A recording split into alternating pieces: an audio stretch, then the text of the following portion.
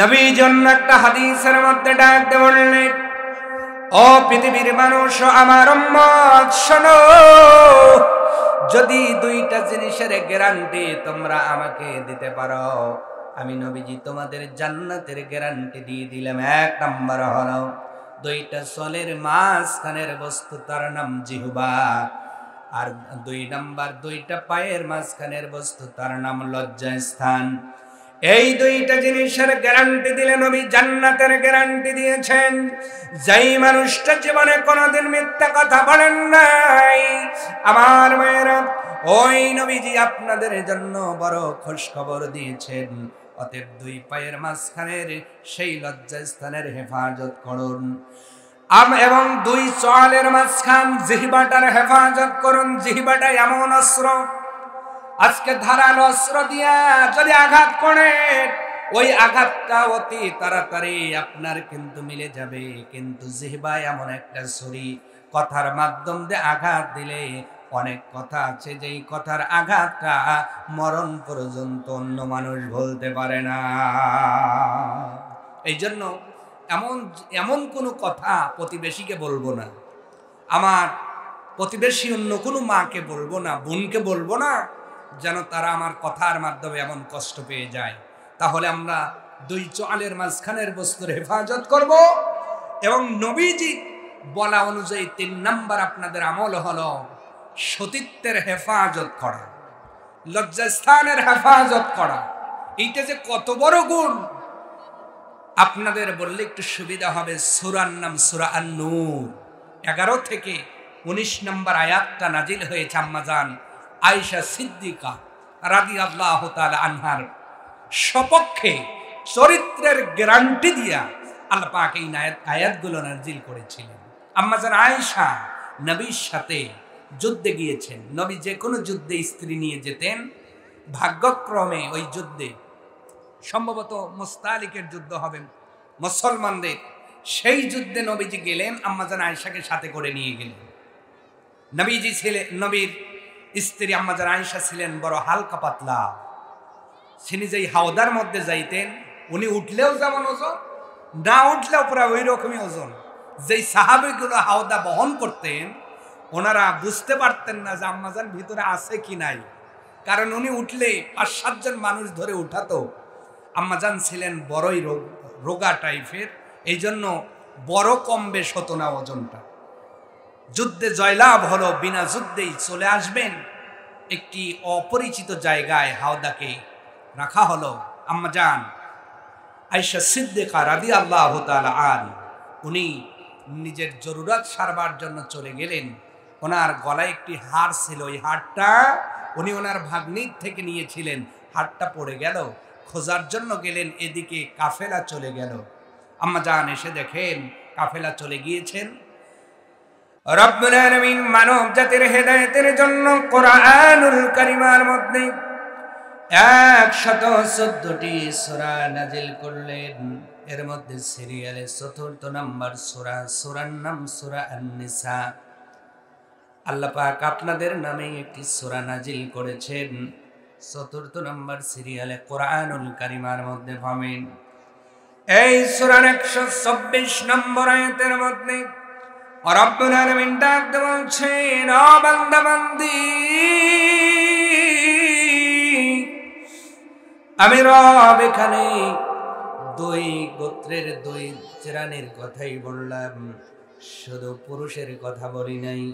আল্লাহ পাক এখানে নারীদের কথা উল্লেখ করলেন। রব্বুল আলামিন বলছেন, ومن يعمل من الصالحات من ذكر أو أنثى। রব্বুল আলামিন বলছেন, দুনিয়ার জমিনে যদি এমন কোন নারী এবং পুরুষ পাওয়া যারা নেক আমল করে, কোন অবস্থায়? রব্বুল আলামিন বলছেন, ওয়া মুমিন, বিশ্বাসী অবস্থায় যদি কোনো নারী এবং পুরুষ আমলে সালেহ করে, রব্বুল আলামিন বলছেন, ফাউলাইকা ইয়াদখুলুনাল জান্নাহ, তারা হবে জান্নাতের অধিবাসী। সেই প্যারাডাইস পদার্পণ করানো হবে।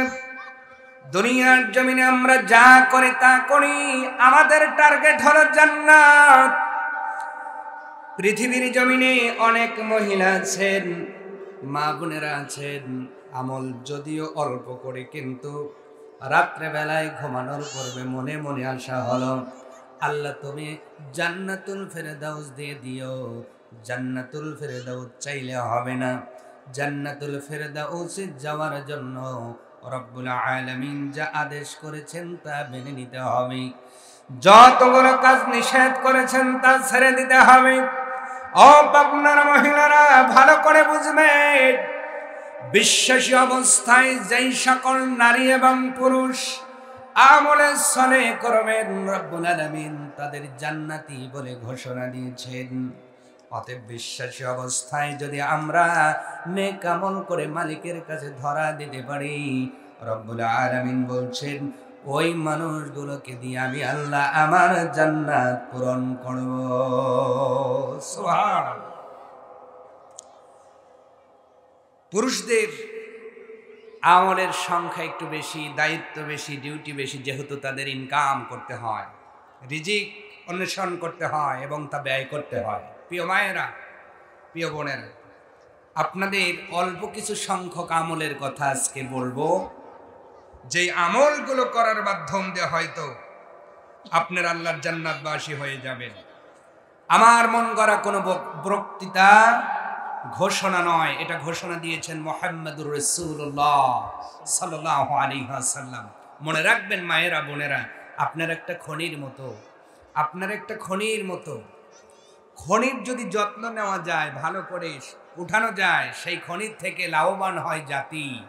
আর একজন মা যদি যত্নশীল হয়, পর্দানিশীন হয়, আমলদার হয়, সেই খনির থেকে হাসান হোসাইনের মতন এক সন্তান চলে আসবে। আর খনির যদি যত্ন না হয়, ওই খনি যেমন ধসে পড়ে, ওখান থেকে জাতি উপকৃত হয় না, তদ্রূপ আমার মা বোনেরা যদি বেপর্দাশীল হয়ে যায়, যদি বেআমল হয়ে যায়, বেঈমান হয়ে যায়, ওই পেট থেকেই মদখোর, গাঞ্জাখোর, নেশাখোর, টেন্ডারবাজ, এই জাতীয় দুষ্কৃতিকারী সন্তানের জন্ম হবে। অতএব আমার মা যারা এসেছেন, কষ্ট নেবেন না প্রিয় মায়েরা, আপনারা হলো খনি, এর যত্ন অবশ্যই আপনাকে নিতে হবে। সম্মানিত মা বোনেরা, আল্লাহর নবী আপনাদের আমলগুলো স্পেসিফিক ভাবে অল্প কিন্তু খুবই গুরুত্বপূর্ণ কিছু আমলের কথা বর্ণনা করে দিয়েছেন। নবী বলেন, মহিলারা রে, তোমরা যদি 4টা আমল করে দিতে পারো, রব্বুল আলামিন তোমাদের 8টা জান্নাতের দরজা কিয়ামতের দিন ওপেন করে দেবে। বেশি আমলের কথা নবী বলেন নাই, খুব মনোযোগ দিয়ে বুঝবেন আমার মায়েরা। নবীজি ডাকতে বললেন, 60টা আমল যদি তোমরা দুনিয়াতে বিশ্বাসী অবস্থায় করে দিতে পারো, আমি নবী, আমার নবী নন্দিনী ফাতেমার সঙ্গে আল্লাহ জান্নাতের ব্যবস্থা করে দিবেন। নবীজি যেই আমলের কথা বললেন, 1 নম্বর আমলের নাম নবী বলেন 5 ওয়াক্ত নামাজ। ও পাবনার মায়েরা, আমার বোনেরা, কিন্তু দুঃখজনক হলেও সত্য, জরিপে পাওয়া গিয়েছে মহিলারা রোজাইতে যদিও বড় শক্ত, কিন্তু নামাজের দিকে অনেক মহিলাই বড় গাফিল।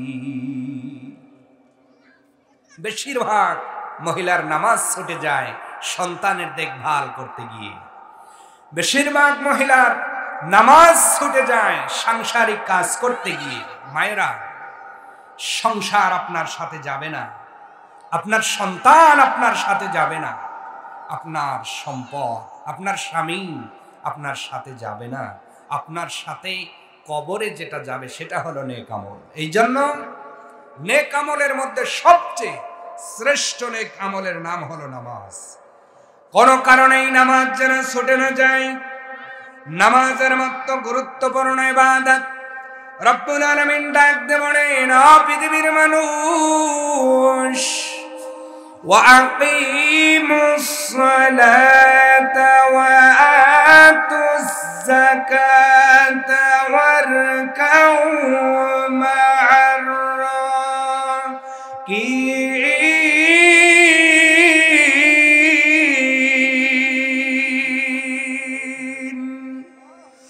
রব্বুল আলামিন বলছেন বান্দা বান্দি নামাজ কায়েম করো, যাকাত প্রদান করো, আর রুকুকারীদের সঙ্গে রুকু করো।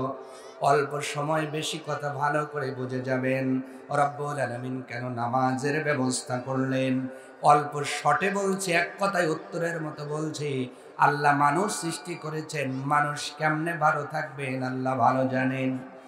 আমার মায়েরা বোনেরা, আল্লাহ মানুষ সৃষ্টি করার পরে এই দেহটা কি কাজ করলে ভালো থাকবে আল্লাহই ভালো জানেন। এই জন্য নামাজের ব্যবস্থা করলেন, নামাজের মধ্যে রুকুর ব্যবস্থা করলেন। রুকু করলে আপনার মাজান বিরাম থাকবে না, মাজাটা আর ব্যথা করবে না। যে মহিলাগুলো মাজার বিরামে ভুগতেছেন, যদি নবীজির মতো দেখানো করে সালাতটা আদায় করতে পারেন, আপনার নামাজের বিনিময়ে মাজার রোগটাও ভালো হয়ে যাবে। যাদের মাথা বেশি বেশি ধরে, নবীজির মতো করে সেজদায় বেশি করে সময় কাটাবেন, আপনার মাথাটা ভালো হয়ে যাবে, ব্রেন শান্ত থাকবে, মাথা ব্যথা করবে না। নামাজ নিয়ে অনেক কথা বলার ছিল, সময় বড় অল্প আমার মায়েরা। তাহলে যদি আমি আপনি নামাজটা সঠিকভাবে আদায় করে দিতে পারি, রুকু করার কারণে শরীরের মধ্যে যেই বেনিফিট পাওয়া যায় তা লাভ করতে পারবেন। সেজদা দিলে মাথার থেকে শারীরিক যে উপকার সবগুলো আদায় হয়ে যাবে। উপরন্ত রব্বুল আলামিন খুশি হয়ে আপনাদের জন্য জান্নাতের দরওয়াজা খুলে দিবেন। সুবহানাল্লাহ। এই জন্য নামাজটা পড়তে হবে। কিন্তু আজকে অনেক মহিলা, আপনার একটু মিলাবেন আমার কথার সাথে, দেখেন তো মেলে কিনা। অনেকেই নামাজ পড়ি বটে, কিন্তু নামাজে যত্নশীল হই না। যত্ন কি? রুকু করি কিন্তু আমার নজর চলে যায় চাউলের কোলার দিকে, আমার নজর যায় ফ্রিজের দিকে, আমার নজর যায় সোফার উপরে। এক কথায় নামাজ পড়লেও নামাজের মধ্যে খুশু হয় না। আল্লাহ পাকের ভক্তি, আল্লাহ পাকের ভয়, আল্লাহ পাক যে একজন দেখছেন, এইভাবে আমরা কখনো নামাজ অনেকেই দাঁড়াতে পারি না। এই জন্য খশিউন সহকারে নামাজ আদায় করুন। রব্বুল আলামিনের ব্যাপারে কোরআনুল কারীমের মধ্যে বলে দিয়েছেন, ওয়াস্তাঈনু বিস-সাবরি ওয়াস-সালাহ।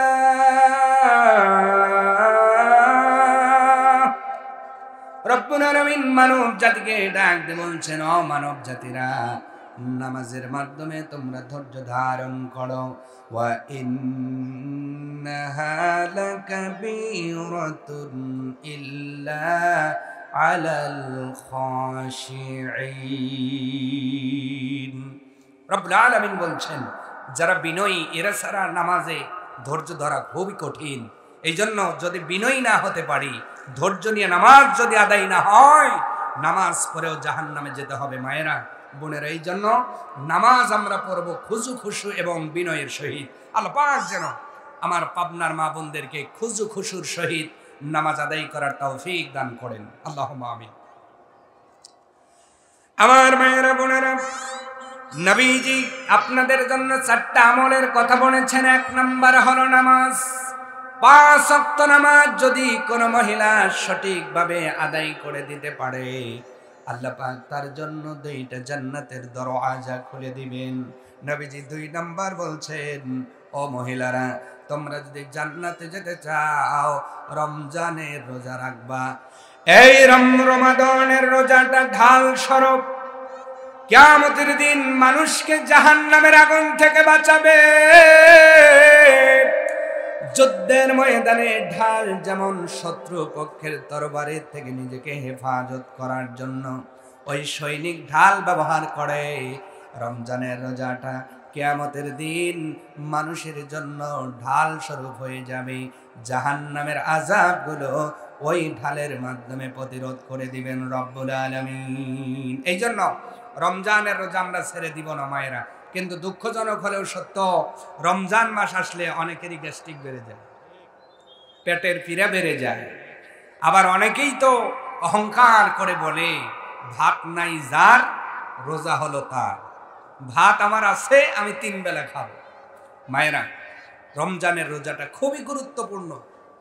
রমজান আমাদের সমাগত রজব মাস। নবীজি দোয়া শিখিয়েছেন, আল্লাহুম্মা বারিক লানা ফি রজাবা ওয়া শাবান ওয়া বাল্লিগনা রমাদান।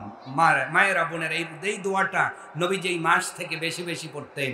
এই দোয়াগুলো আমরা বেশি পড়ব। নবীজির এই দোয়ার অর্থটা হলো আল্লাহুম্মা বারিক লানা, হে আল্লাহ আমাদের বরকত দান করুন। রজাবা ওয়া শাবান, এই বারাকা শব্দের অর্থ হলো আমাদের সুস্থ রাখুন, হায়াতের মধ্যে বারাকা দিন। অবাল্লিগনা রমাদান, এবং রমজান পর্যন্ত পৌঁছে দিন। আমরা পড়ছি আমিন। এবং মায়েরা, যদিও আমরা রজব মাস ইতিমধ্যেই পেয়ে গিয়েছি, দোয়া করছি আল্লাহ পাকের কাছে, আল্লাহ পাক আমাদেরকে যেন রমজান পর্যন্ত সুস্থতা দিয়া, হায়াত দিয়া আল্লাহ পাক আমাদের বাঁচিয়ে রাখেন। আল্লাহুম্মা আমিন। রমজানের রোজা অবশ্যই পালন করবেন, ছেড়ে দেবেন না। কিন্তু রমজানের রোজা পালন করবেন কেমন করে? রোজা রাখার পরেই অনেকেই অশ্লীল কথা বলি, অনেকেই আমরা অশ্লীল জিনিস দেখি। এই জন্য নবী বলেন, কিয়ামতের দিন অনেক মানুষের রোজাটা বিকলঙ্ক হয়ে উঠবে, কারোর রোজার হাত থাকবে না। ওই দিন রমজানের রোজার সাক্ষ্য দান করবেন। রব্বুল আলামিন জিজ্ঞাসা করবেন, ও অমুক বান্দির রোজা, তোমার হাত নাই কেন? বলো। রমজানের রোজা ডাক দে বলবে, আল্লাহ তোমার এই বান্দি আমাকে আদায় করেছে, কিন্তু রোজা রাখা অবস্থায় এই হাত দিয়ে স্বামীর হক নষ্ট করেছে, প্রতিবেশীর হক নষ্ট করেছে, শাশুড়ির হক নষ্ট করেছে, সন্তানের হক নষ্ট করেছে। এই জন্য আমি রোজা এসেছি, কিন্তু আমার আজকে হাত নাই। অনেক মহিলার রোজাটা বোবা হয়ে যাবে। আল্লাহ পাক জিজ্ঞাসা করবেন, তুমি বোবা কেন? রমজানের রোজা ডাকতে বলবে, আল্লাহ তোমার এই বান্দে রমজানের রোজা রেখেছে বটে, কিন্তু জবান দিয়ে অশ্লীল বাক্য ইউজ করেছিল, ব্যবহার করেছিল।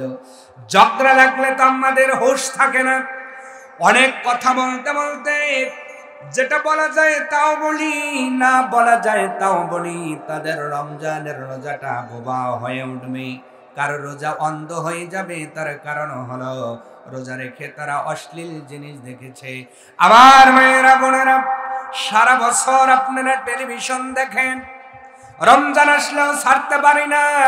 নিয়ম হলো সাহারি খেয়ে ঘুমাবো, ঘুম থেকে উঠবো একটায়, গোসল দিয়ে আবার ঘুমাবো, আসরের সময় উঠবো, নামাজ পড়ি না পড়ি এদিকে কোনো তাওয়াক্কা নাই।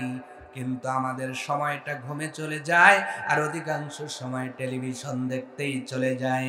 এই রমজানের রোজাগুলো কিয়ামতের দিন অন্ধ হয়ে উঠবে, কারণ রমজানের রোজাটা আপনার আমার পক্ষে বিপক্ষে সাক্ষ্য দেবে। রাইয়ান নামক একটা দরজা আল্লাহ রোজাদারদের জন্য বানিয়ে রেখেছেন, সওয়ারি বানানো হবে রোজাকে। আর ওই রোজা যদি আপনার অন্ধ হয়ে যায়, বলেন তো ড্রাইভার যদি অন্ধ হয়, ওই গাড়িটা যেহেতু যেমন করে অতি তাড়াতাড়ি গর্তের মধ্যে পড়ে যায়, আপনার আমার রোজা যদি অন্ধ হয়ে ওঠে, ওই রমজানের উপর সওয়ার হয়ে আমরা কোনোদিন আল্লাহর জান্নাতে পৌঁছাতে পারবো না। এই জন্য লক্ষ্য রাখতে হবে রমজানের রোজাটা যেন অন্ধ না হয়ে যায়। আমরা যেন এই চোখ দিয়ে অশ্লীল জিনিস রোজা রেখে না দেখি। আমার মা বোনদের আল্লাহ কবুল করুন, আমরা বলছি আমিন।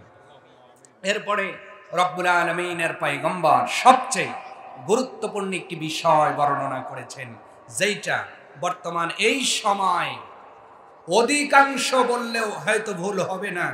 সেটা হলো অধিকাংশ মহিলা এই শর্তে আমরা ফেল হয়ে আছি। আজ থেকে 20 বছর পূর্বে আপনারা জরিপ করলে পাবেন এতটা বেহায়াপনা, এতটা ওই বিজাতির কালচার আমাদের মধ্যে সম্প্রসারিত ছিল না। 20 বছর পূর্বে দেখলেও দেখবেন একটা মুরব্বী দেখলে মহিলাগুলো মাথায় কাপড় দিত। আজকে কাপড় দেওয়া দূরের কথা, আলেমদের দেখলেও তো মাথায় কাপড় দেই না আমরা। এ নিয়ে গতবার এসে আপনাদের শাস্তির কথাগুলো বলে গিয়েছিলাম এই পয়েন্টের উপর। আজকে ওই দিকে না বলি। লজ্জাস্থানের হেফাজত, নবীজি বলছেন জান্নাতে যাওয়া একটি আমল, মহিলারা তোমাদের লজ্জাস্থানের হেফাজত করো। নবীর জন্য একটা হাদিসের মধ্যে ডাক দিয়ে বললেন, ও পৃথিবীর মানুষ, আমার উম্মত শোনো, যদি দুইটা জিনিসের গ্যারান্টি তোমরা আমাকে দিতে পারো, আমি নবীজি তোমাদের জান্নাতের গ্যারান্টি দিয়ে দিলাম। এক নাম্বার হলো দুইটা চলের মাঝখানের বস্তু, তার নাম জিহ্বা। আর দুই নাম্বার দুইটা পায়ের মাঝখানের বস্তু, তার নাম লজ্জাস্থান। এই দুইটা জিনিসের গ্যারান্টি দিলে নবী জান্নাতের গ্যারান্টি দিয়েছেন। যেই মানুষটা জীবনে কোনোদিন মিথ্যা কথা বলেন নাই, আমার মায়েরা, ওই নবীজি আপনাদের জন্য বড় খুশ খবর দিয়েছেন। অতএব দুই পায়ের মাঝখানের সেই লজ্জাস্থানের হেফাজত করুন, এবং দুই চোয়ালের মাঝখান জিহ্বাটার হেফাজত করুন। জিহ্বাটা এমন অস্ত্র, আজকে ধারালো অস্ত্র দিয়া যদি আঘাত করে, ওই আঘাতটা অতি তাড়াতাড়ি আপনার কিন্তু মিলে যাবে। কিন্তু জিহ্বা এমন একটা ছুরি, কথার মাধ্যম দিয়ে আঘাত দিলে অনেক কথা আছে যেই কথার আঘাতটা মরণ পর্যন্ত অন্য মানুষ বলতে পারে না। এই জন্য এমন কোনো কথা প্রতিবেশীকে বলবো না, আমার প্রতিবেশী অন্য কোনো মাকে বলবো না, বোনকে বলবো না, যেন তারা আমার কথার মাধ্যমে এমন কষ্ট পেয়ে যায়। তাহলে আমরা দুই চোয়ালের মাঝখানের বস্তুর হেফাজত করব। এবং নবীজি বলা অনুযায়ী 3 নাম্বার আপনাদের আমল হলো সতীত্বের হেফাজত করা, লজ্জাস্থানের হেফাজত করা।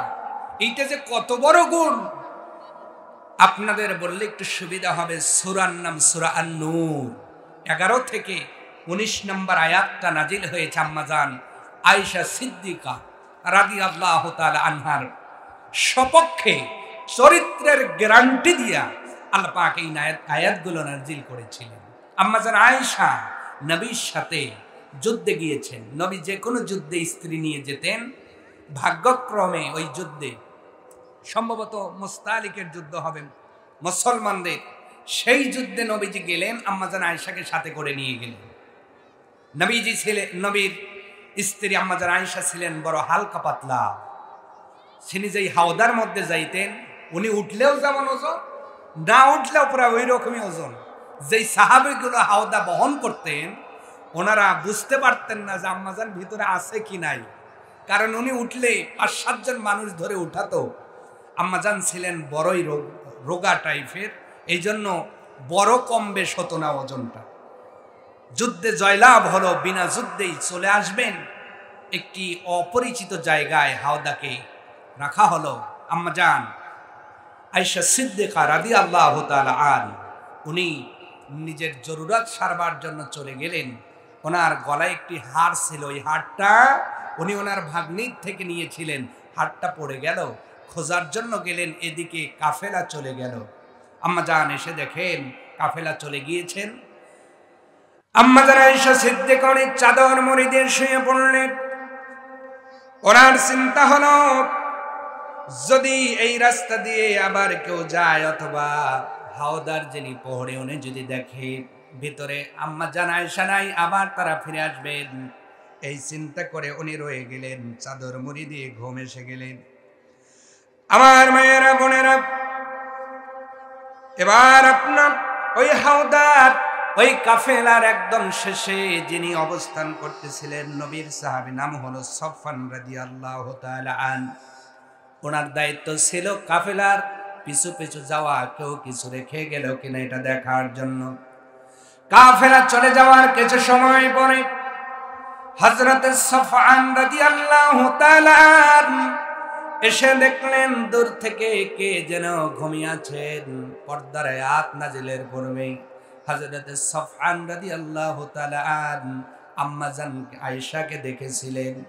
দূর থেকে দেখেই উনি চিনে ফেলেছেন। উনি জবান নাড়িয়ে বললেন, ইন্না লিল্লাহি ওয়া ইন্না ইলাইহি। আম্মাজান আয়েশার ঘুমটা ভেঙে গেল। ডাক দিয়ে বললেন, আম্মাজান আপনি এখানে কেন? উনি পুরো ঘটনা বর্ণনা করলেন। এবার ওনাকে উটের উপর সওয়ার করে দিয়া হযরত সফওয়ান উটে রশি নিয়ে চলা শুরু করলেন। অত্যন্ত দ্রুত ওনারা হাঁটলেন। রাতের মধ্যেই যেন কাফেলা ধরা যায়, কিন্তু সম্ভব হলো না। সকালবেলা হযরত সফওয়ান যখন নবীজির স্ত্রী মুমিনদের মা উম্মাহাতুল মুমিনিনকে নিয়ে যখন কাফেলার সঙ্গে যখন অ্যাড হয়ে গেলেন, মুনাফিক সর্দার আব্দুল্লাহ ইবনে উবাই আরো কয়েকজন, তারা আমাদের মা সম্পর্কে কুৎসা রটনা শুরু করে দিল। নবীজি স্ত্রী আমাদের মা আম্মা জান আয়েশা সিদ্দিকার চরিত্রের উপরে তারা কলঙ্ক লেপার সুযোগ তারা পেয়ে গেল। এই সুযোগ কিছুতেই ছাড়লেন না, বলাবলি শুরু হয়ে গেল। এক পর্যায়ে নবীজির উপরে ওহী নাজিল বন্ধ হয়ে গিয়েছিল। এক মাস শর্ট করে বলতেছে, মায়েরা বোনেরা একটু ভালো করে বুঝবেন চরিত্রের কত দাম।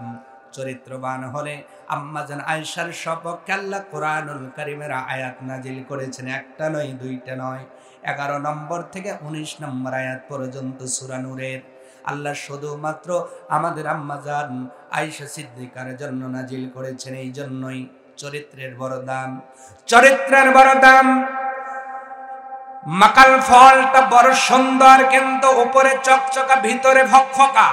এই জন্য কেউ 10 টাকাও কেনে না ও মায়েরা। আর আমাদের দেশে একটা ফল আছে, ফলটার নাম হলো খেজুর।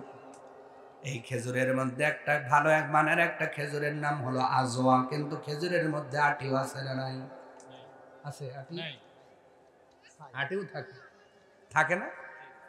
আটি সহ কেজি কলো যে 3000 টাকা কেজি, তাও দিব। কারণ কি? ফলটা তার চরিত্র ধরে রেখেছে, তার বৈশিষ্ট্য ধরে রেখেছে। এই জন্য 3000 টাকা কেজি আটি সহ কিনবো, সমস্যা হয় না। কিন্তু মাকাল ফলটা 10 টাকা কেজিতেও কেউ নেয় না, কারণ ওর চরিত্র ঠিক রাখতে পারে নাই, ফলের বৈশিষ্ট্য ঠিক রাখতে পারে নাই, ভিতরে কোনো স্বাদের কিচ্ছুই নাই। এই জন্য আমরা তাকে 10 টাকা কেজিতেও কিনি না। মায়েরা, উদাহরণ দেওয়ার অর্থ হলো বৈশিষ্ট্য চরিত্রের বড় দাম। আপনারা যদি পর্দানিসীন হয়ে যেতে পারেন, পূর্বেই বলেছি আপনারা খনি, এই খনির থেকে হাসান হুসাইন আবার আসবে এই পৃথিবীতে। আল্লাহু আকবার। আমার মায়েরা বোনেরা, এক পর্যায়ে ওহী নাজিল বন্ধ। নবীজি আম্মা জানের সাথে কথা বলেন না, বাবার বাড়ি রেখে আসলেন। কথা চলে গেল, ছড়ানো শুরু হয়ে গেল। কিন্তু উম্মাহাতুল মুমিনিন আম্মা জান আয়েশা সিদ্দিকা তখনও জানেন না। কিন্তু উনি লক্ষ্য করে দেখলেন নবীজি পূর্বে যেমন করে তার সাথে কথা বললেন, খুলঠুসি করতেন, এমন করে নবীজি তার সাথে কথাও বলেন না, মজাও করেন না।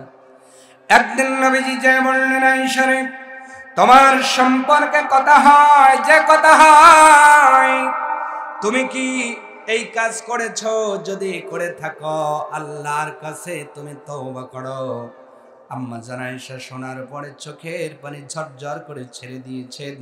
কিছুদিনের মধ্যেই রব্বুল আলামিন আম্মা জানের চরিত্রের পরিশুদ্ধতার গ্যারান্টি দিয়ে আয়াতগুলো নাজিল করে দিলেন।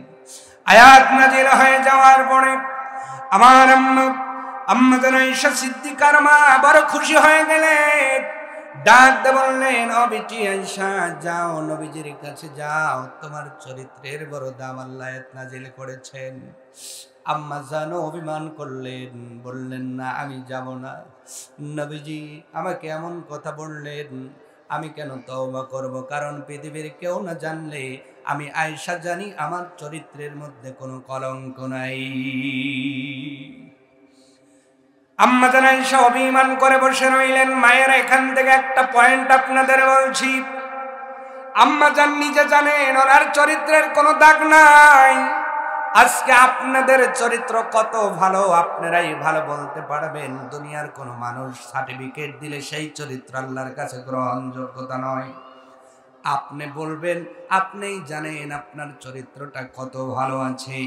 এই চরিত্র নিয়ে কত যোগ্য স্বামী আপনি ডিজার্ভ করেন। এই দায়িত্ব আপনার। আল্লাহ কোরআনুল কারীমের মধ্যে বলছেন, ওয়াল মুমিনুনা ওয়াল মুমিনাতি বা'দুহুম আউলিয়াউ বা'দ। একজন মুমিন হবে আরেকজন মুমিনার বন্ধু, আল্লাহ পাক পরে এক্ষণে আবার বলতেছেন ওয়াল মুনাফিকুনা ওয়াল মুনাফিকাতি বা'দুহুম আউলিয়াউ বা'দ। একজন মুনাফিক আর একজন মুনাফিকের পরস্পর বন্ধু হবে, সাথী হবে, সঙ্গে হবে। অতএব আপনার চরিত্র অনুযায়ী আপনি আল্লাহর কাছে সঙ্গী চাবেন। আপনি বলবেন চরিত্র যদি ভালো হয়, আল্লাহ সেই সিস্টেম, সেই জাতীয় একজন স্বামী আপনার কপালে আল্লাহ জুটাই দেবে। এই জন্য চরিত্রের বড় দাম, এবং বিয়ের পরে তো চরিত্রের আরো দাম, আরো দাম। কারণ বিয়ের পরে আপনার চরিত্র, আপনার সম্মান, আপনার এই আব্রু একমাত্র আপনার স্বামীর জন্য, পর পুরুষের জন্য মহিলাদের কোনো প্রদর্শনী করা সম্পূর্ণই হারাম। অথচ আমাদের দেশের কালচার হলো স্বামী থাকে বাড়িতে, আমরা চলে যাই দুলাভাইয়ের বাড়িতে। পর্দা পুশিদার কোনো বালাই নাই। সুন্নতে খাতনাকে কেন্দ্র করে, বিয়েকে কেন্দ্র করে আমরা নানাবিধ অনুষ্ঠানে নিজের সৌন্দর্য প্রদর্শনীর একটি মেলা বললেও হয়তো ভুল হবে না, এরকম লেগে যায়। মায়েরা, লজ্জাস্থানের হেফাজত করবেন। আম্মাজানের জন্য আল্লাহ পাক আয়াত নাজিল করেছেন। কোরআন নাজিল বন্ধ হয়েছে, তবে মনে রাখবেন বেলায়েতের দরজা এখনো খোলা আছে। রাবেয়া বসরির মতো করে আপনারা তার আল্লাহ পাকের নিকটবর্তী বান্দি হয়ে যাবেন, শুধুমাত্র যদি চরিত্রের হেফাজত করে আল্লাহ পাককে খুশি করতে পারেন। আমার মায়েরা, এটা গেল 3 নাম্বার। শেষ নাম্বার, নবীজি আমলের কথা বলছেন। ও মহিলারা শোনো, বিয়ের পরে যারা স্বামীর শুকরিয়া আদায় করলো, মায়েরা একটু লক্ষ্য করেন। এত সময়ের কথা আমি 1 মিনিটে সার অংশ বলে দিচ্ছি। এত কথা আপনারা মনে নাও রাখলে 1 মিনিটের কথাটা মনে রাখেন। নবী বলেছেন 4টা আমলের কথা। 1 নাম্বার বলেছি 5 ওয়াক্ত নামাজ, 2 নাম্বার বলেছি রমজানের রোজা, 3 নাম্বার বললাম লজ্জাস্থানের হেফাজত, চরিত্রের হেফাজত, এবং 4 নাম্বার নবী বলেছেন বিয়ের পরে স্বামীর শুকরিয়া, স্বামীর অনুগত হওয়া, স্বামী যা বলে তা মেনে নেওয়া, স্বামী যা নিষেধ করে তা ছেড়ে দেওয়া। এই 4টা গুণ যদি আপনার মধ্যে থাকে, নবীজি বলছেন কিয়ামতের দিন 8টা দরজাই আপনার জন্য খোলা থাকবে। সুবহানাল্লাহ। স্বামীর আদেশ মানা কেমন? যেমন রোমাইসা স্বামীর অনুগত্য করে ফাতেমা যেই গাধায় চড়ে জান্নাতে যাবেন, সেই গাধার রশি ধরার দায়িত্ব আল্লাহ কিয়ামতের দিন রমাইসাকে, বা জামিলাও অনেকে নামটা বলেছেন, এই মহিলাটাকে আল্লাহ দিবেন। শুধুমাত্র কাঠুরিয়ার স্ত্রী হওয়ার পরেও স্বামীর অনুগত্যশীল হওয়ার কারণে আল্লাহ তার মর্যাদা বাড়িয়ে দিয়েছেন। সুবহানাল্লাহ। নবীজি যেদিন ফাতেমাকে বিয়ে দিলেন, নবীজি ডাক দিয়ে বলছেন, ফাতেমা রে, এতদিন তুমি আমার হাওলায় ছিল, আজকে আমার আলীর হাতে তুলে দিলাম। ও ফাতেমা, আলীর বাড়িতে যাইয়া যদি তুমি আমার আলীর মনে কষ্ট দাও, আমি নবী তোমার বাবা হয়ে বলছি কিয়ামতের দিন আমি নবী তোমাকে বিটি বলে স্বীকার করব না। রব্বুল আলামিন বড় সম্মান করে তোমাকে জান্নাতি মহিলাদের সরদারিনী বানায় দিয়েছেন। ও ফাতিমা, তুমি যদি স্বামীর কথা না মানো, আলীকে কষ্ট দাও, যেই আল্লাহ তোমাকে এই সার্টিফিকেট দিয়েছেন, ওই আল্লাহ আলী শুধু নারাজ হওয়ার কারণে ওই সার্টিফিকেট, জান্নাতি মহিলার সরদারিনীর সার্টিফিকেট আল্লাহ পাক কেড়ে নেবেন। এই জন্য স্বামীর অনুগত্যশীল হন। স্বামীর অনুগত্যশীল কতক্ষণ হবেন এর সময়সীমা কিন্তু আছে। স্বামী যদি আবার বলে নামাজ পড়ো না, এটা মানা যাবে না। রমজানের রোজা রেখো না, এটা মানা যাবে না। এক কথায়, যত সময় স্বামী ইসলামের গণ্ডির ভিতরে আদেশ করবে তত সময় মানবেন। ইসলামের গণ্ডির বাইরে শিরক করো, এগুলো যদি তারা আদেশ করে কখনোই সেটা মানা যাবে না। এছাড়া যদি ইসলামের গণ্ডির মধ্যে আদেশ করে, অবশ্যই স্বামীর কথা মানতে হবে। স্বামী একটা শাড়ি নিয়ে আসলো, আমি মাঝে মাঝেই বলি, মায়েরা রাগ করবেন না, স্বামী এই আপনার পাবনা সদরে ঢুকেছে, সবচেয়ে ভালো শাড়ির ঘর কোনটা ইদ্রিস ভাই? আবু দাউদ ভাই, পাবনা শাড়ি ঘর। পাবনা শাড়ি ঘর, পাবনা সদরে পাবনা শাড়ি ঘরে গিয়ে আপনার স্বামী একদিন দেখে শাড়ির প্রতি নজর পড়ে গেল, কষ্টের টাকা গুছিয়ে রেখেছিল, সেখান থেকে শাড়িটা কিনে রাতের আধারে নিয়ে এসেছে, কেউ যেন না জানে। রাত দ্বিপ্রহর এখন এসে স্ত্রীকে বলছে, দেখো আমি মনে মনে নিয়ত করে তোমার জন্য এই শাড়িটা এনেছি। মায়েরা, আমাদের দেশের অনেক মা, সবাই নয়, অনেক ভালো আছে, মারহাবা, মাশাআল্লাহ, কিন্তু অনেকেই এইটা রিয়াক্ট করে, দেখো তো কি কালার আনছে, এটা কি কালার হলো? এই কালার হলো মহিলার, এই কালার মুরব্বী কালার। স্বামী বড় আশা করে রাত জেগে, যেন তার মা না জানে, সন্তান যেন না জানে, আপনাকে গিফট করলো, আর আপনি করলেন কি, একটা কালারের গুতা দিয়া তার এই দিনভর সেই একটা আশার মধ্যে ওই জল মানে পানি ঢেলে দিলে যে অবস্থা, এরকম ঢেলে দিয়েছে। স্বামী বেচারা অসহায় হয়ে ঘুমায়া যায়, কানতে তো পারে না, পুরুষ মানুষের হৃদয় বড় কঠিন। তবে মনে মনে আফসোস, নবী বলছেন, যেই মহিলা তার স্বামীর মনে কষ্ট দিয়ে ঘুমায়া যায়, ৭০,০০০ ফেরেশতা ওই মহিলার উপরে লানত পেশ করে। নাউজুবিল্লাহ। তো আমি যেন এমন না হই, আমার স্বামী জানবে, আপনার স্বামী জানবে, আমি যেন আনন্দে, আনন্দ চিত্তে সেটা রিসিভ করতে পারি, অ্যাকসেপ্ট করতে পারি।